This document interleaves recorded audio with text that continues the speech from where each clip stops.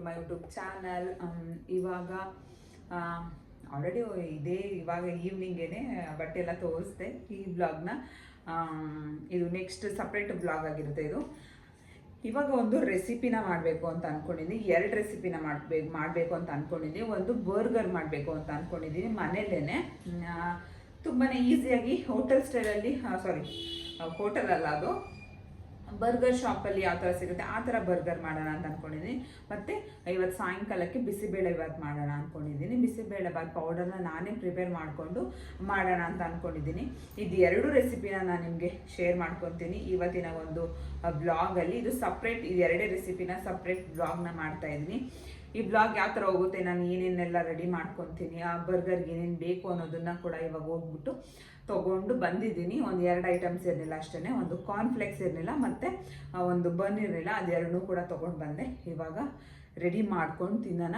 ಇವಾಗ ನಾನು ಒಂದು ರೆಡಿ ಮಾಡ್ಕೊಂಡು ತಿಂತೀನಿ, ನಮ್ಮ ಮನೆಯವ್ರು ಬಂದಮೇಲೆ ಅವ್ರಿಗೊಂದು ರೆಡಿ ಮಾಡ್ಕೊಡ್ತೀನಿ. ನೋಡೋಣ ಯಾವ ಥರ ಇದೆ. ಪನ್ನೀರ್ ನಾನು ಯೂಸ್ ಮಾಡಿಬಿಟ್ಟು ಮಾಡ್ಕೊತೀನಿ. ಈ ಆಲೂಗಡ್ಡೆಲು ಅದರಲ್ಲೂ ಮಾಡ್ಕೊಬೋದು ಸ್ಟಫಿಂಗೋಸ್ಕರ. ಇವಾಗ ಅದೆಲ್ಲ ಬೇಯಿಸಿ ಮಾಡ್ಕೊಳ್ಳೋ ಅಷ್ಟು ಲೇಟ್ ಆಗುತ್ತೆ. ಬಟ್ ಇದನ್ನು ಕೂಡ ತುಂಬಾ ಹೆಲ್ತಿ ಕೂಡ. ಮಾಡಿಕೊಂಡು ತಿನ್ನೋಣ ಬನ್ನಿ, ಯಾವ ಥರ ಟೇಸ್ಟ್ ಬರುತ್ತೆ ಅಂತ ನಿಮಗೆ ಆಮೇಲೆ ಹೇಳ್ತೀನಿ. ಆಮೇಲೆ ನಮ್ಮ ಮನೆಯವ್ರ ಹತ್ರನೂ ನಾನು ಮಾಡಿಬಿಟ್ಟು ಕೊಟ್ಬಿಟ್ಟು ಅವ್ರು ಬರೋದು ಲೇಟ್ ಆಗುತ್ತೆ. ಐ ಥಿಂಕ್ ಅವ್ರು ಒಂದು 9:30 ಆಗುತ್ತೆ. ಅವ್ರು ಬಂದ ಮೇಲೆ ಮಾಡಿಕೊಡೋಣ ಅವ್ರಿಗೂ ಕೂಡ. ಯಾವ ಥರ ಮಾಡ್ತೀನಿ ಅನ್ನೋದನ್ನ ತೋರಿಸ್ಕೊಡ್ತೀನಿ ಬನ್ನಿ.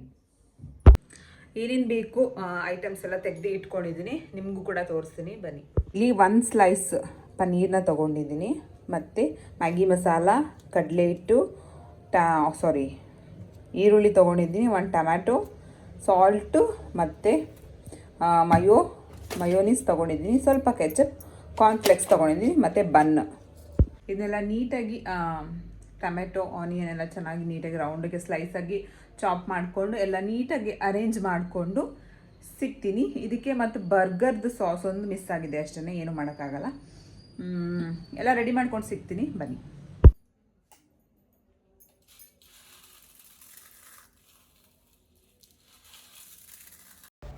ಕಾರ್ನ್ಫ್ಲೆಕ್ಸ್ನ ನೀಟಾಗಿ ಪೌಡರ್ ಥರ ಪುಡಿ ಥರ ಮಾಡಿಕೊಂಡು, ಪನ್ನೀರ ಒಂದು ಮೀಡಿಯಮ್ ಲೇಯರಲ್ಲಿ ಕಟ್ ಮಾಡಿಕೊಂಡು, ಅದಕ್ಕೆ ಮ್ಯಾಗಿ ಮಸಾಲಾನ ನಾನು ಹಾಕ್ಕೊತಾ ಇದ್ದೀನಿ. ಮ್ಯಾಗಿ ಮಸಾಲಾನ 2 ಕಡೆ ನೀಟಾಗಿ ಸ್ಪ್ರೆಡ್ ಮಾಡಿಕೊಂಡು, ಕೋಟಿಂಗೋಸ್ಕರ ಇಲ್ಲಿ 2 ಟೇಬಲ್ ಸ್ಪೂನ್ ಕಡಲೆ ಹಿಟ್ಟು ಹಾಕಿ, ಸ್ವಲ್ಪ ನೀರು ಹಾಕಿ ಚೆನ್ನಾಗಿ ಮಿಕ್ಸ್ ಮಾಡಿಕೊಂಡು, ಒಂದು ತುಂಬ ಗಟ್ಟಿನೂ ಬೇಡ ತೆಳ್ಳೂ ಬೇಡ, ಮೀಡಿಯಮ್ ಆಗಿ ಮಿಕ್ಸ್ ಮಾಡಿಕೊಂಡು, ಇಲ್ಲಿ ನಾನು ಒಂದು ಪ್ಯಾನ್ನ ಇಟ್ಕೋತಾ ಇದ್ದೀನಿ ಬಿಸಿ ಮಾಡಿಕೊಂಡು. ಇಲ್ಲಿ ನಾನು ಪನ್ನೀರ್ ಲೇಯರ್ ತೊಗೊಂಡಿದ್ನಲ್ವ, ಅದನ್ನು ಕಡಲೆ ಹಿಟ್ಟಿಗೆ ಹಾಕಿ ಎಲ್ಲ ಕಡೆ ನೀಟಾಗಿ ಸ್ಪ್ರೆಡ್ ಆಗೋ ಥರ ಡಿಪ್ ಮಾಡಿ, ಅದಾದಮೇಲೆ ಕಾರ್ನ್ಫ್ಲೆಕ್ಸ್ ಏನಿದೆ ಅದನ್ನು ಕೂಡ ಹಾಕ್ಕೊಬೇಕಾಗತ್ತೆ. ಅದನ್ನು ಕೂಡ ನೀಟಾಗಿ ಡಿಪ್ ಮಾಡ್ಕೊಬೇಕಾಗತ್ತೆ.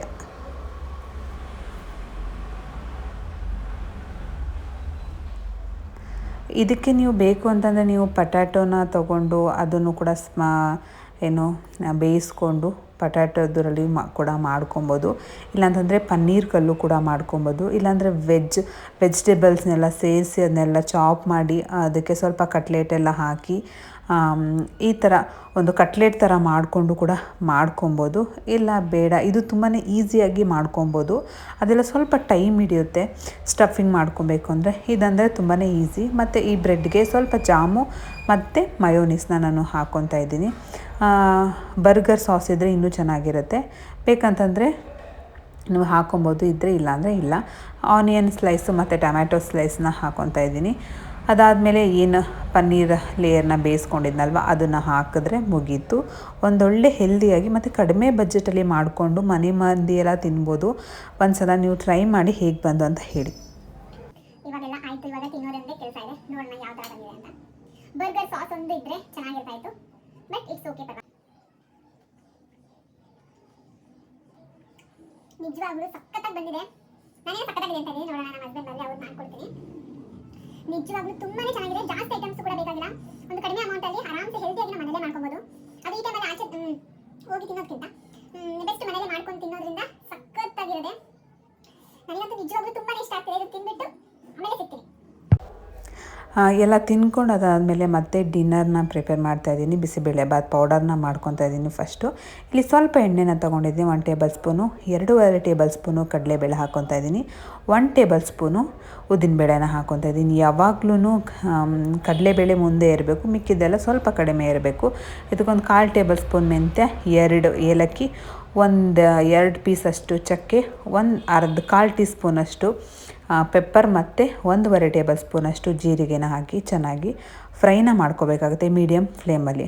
ಮತ್ತು ಧನಿಯಾ ಕಾಳನ್ನ ನಾನು ಇಲ್ಲಿ 1.5 ಟೇಬಲ್ ಸ್ಪೂನ್ ಆಗೋಷ್ಟು ಹಾಕ್ಕೊಂಡಿದ್ದೀನಿ. ಮತ್ತು 1 ಮುಷ್ಟಿಯಷ್ಟು ಕರಿಬೇವು ಮತ್ತು ಒಂದು 15ರಿಂದ 20 ಆಗುವಷ್ಟು ಬಾಡಿಗೆ ಮೆಣಸಿನ್ಕಾಯಿನ ಹಾಕ್ಕೊಂಡು ಅದನ್ನು ನೀಟಾಗಿ ಫ್ರೈ ಮಾಡ್ಕೊಂಡಿದ್ದೀನಿ. ಇಲ್ಲಿ ನಾನು ಮೊದಲಿಗೆ ಅನ್ನನ ಮಾಡಿಟ್ಕೊಂಡಿದ್ದೆ. ಇವಾಗ ಬೇಳೆ ಮತ್ತು ತರಕಾರಿನ ವಿಜಿಲ್ ಬರೆಸ್ಕೊಂಡು ಇವಾಗ ಅನ್ನನ ಮಿಕ್ಸ್ ಮಾಡಿಕೊಂಡು ಬಿಸಿ ನೀರನ್ನ ಹಾಕಿ ನಮಗೆ ಎಷ್ಟು ಕನ್ಸಿಸ್ಟೆನ್ಸಿ ಬೇಕು ಅಷ್ಟು ತೆಳುವಾಗಿ ನಾವು ಮಾಡ್ಕೊಬೇಕಾಗುತ್ತೆ. ಕುದೀತಾ ಅದು ಗಟ್ಟಿ ಆಗೋ ಚಾನ್ಸಸ್ ಇರುತ್ತೆ. ಯಾವಾಗ್ಲೂ ಈ ಥರ ಅನ್ನನ ಸಪ್ರೇಟಾಗಿ ಮಾಡೋದ್ರಿಂದ ನಾವು ಬಿಸಿನೀರನ್ನ ಹಾಕಬೇಕಾಗುತ್ತೆ. ಇದಕ್ಕೆ ಸ್ವಲ್ಪ ಅರಿಶಿನ ಪುಡಿ ಮತ್ತು ಬಿಸಿಬೇಳೆಬಾತ್ ಪೌಡರು 1.5 ಟೇಬಲ್ ಸ್ಪೂನ್ ಆಗೋಷ್ಟು ನೋಡಿಕೊಂಡು ನೀವು ಎಷ್ಟು ರೈಸ್ ಇದೆ ಅದ್ರ ತಕ್ಕಂತೆ ನೀವು ಆಮೇಲೆ ಹಾಕೊಬೋದು. ಇದಕ್ಕೆ ಬೇಕಂದರೆ ನೀವು ಖಾರನೂ ಕೂಡ ಆ್ಯಡ್ ಮಾಡ್ಕೊಳ್ಳಿ. ಖಾರ ಎಷ್ಟು ಬೇಕಷ್ಟು ಖಾರ ನೋಡಿಕೊಂಡು ಹಾಕ್ಕೊಳ್ಳಿ. ಯಾಕಂತಂದರೆ ನಾವು ಬಾಡಿಗೆ ಮೆಣಸಿನ್ಕಾಯಿ ಹಾಕಿರ್ತೀವಿ, ಅದರಲ್ಲೂ ಕೂಡ ಖಾರ ಇರುತ್ತೆ, ಪೆಪ್ಪರಲ್ಲೂ ಖಾರ ಇರುತ್ತಲ್ವ. ಸೊ ಆದ್ದರಿಂದ ನೋಡಿಕೊಂಡು ನಿಮ್ಗೆ ಬೇಕಂತಂದರೆ ಹಾಕ್ಕೊಳ್ಳಿ, ಇಲ್ಲ ಅಂತಂದರೆ ನೀವು ಸ್ಕಿಪ್ನ ಮಾಡ್ಕೊಬೋದು. ಇದಕ್ಕೆ ಸ್ವಲ್ಪ ಒಗ್ಗರಣೆ, ಬೆಳ್ಳುಳ್ಳಿ ಒಗ್ಗರಣೆ ಕೊಟ್ಕೊಂಡ್ರೆ ತುಂಬಾ ಚೆನ್ನಾಗಿರುತ್ತೆ.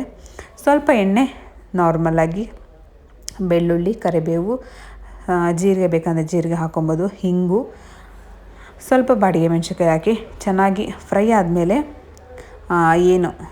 ಬಿಸಿಬೇಳೆಬಾತ್ಗೆ ಹಾಕಿದ್ರೆ ಮುಗೀತು. ನಿಜವಾಗ್ಲೂ ಬಿಸಿಬೇಳೆಬಾತ್ ಅಂತೂ ಯಮ್ಮಿ ಆಗಿತ್ತು. ಒಂದು ಸಲ ಇದೇ ಥರ ನೀವು ಮಾಡಿಕೊಂಡು ಟೇಸ್ಟ್ ಮಾಡಿ ನನಗೆ ಕಾಮೆಂಟ್ ಮಾಡಿ ಹೇಳಬೇಕು. ನಿಜವಾಗ್ಲೂ ತುಂಬಾ ಕಲರ್ಫುಲ್ಲಾಗಿ ಬಂದಿತ್ತು. ಆಮೇಲೆ ಟೇಸ್ಟು ಕೂಡ ಸಖತ್ತಾಗಿ ಬಂದಿತ್ತು. ನೀವು ನೋಡಿದ್ರೇ ಗೊತ್ತಾಗುತ್ತೆ. ನಿಜವಾಗ್ಲೂ ಹೋಟೆಲಲ್ಲಿ ಮಾಡ್ತಾರಲ್ವ ಅದೇ ಥರ ಇತ್ತು.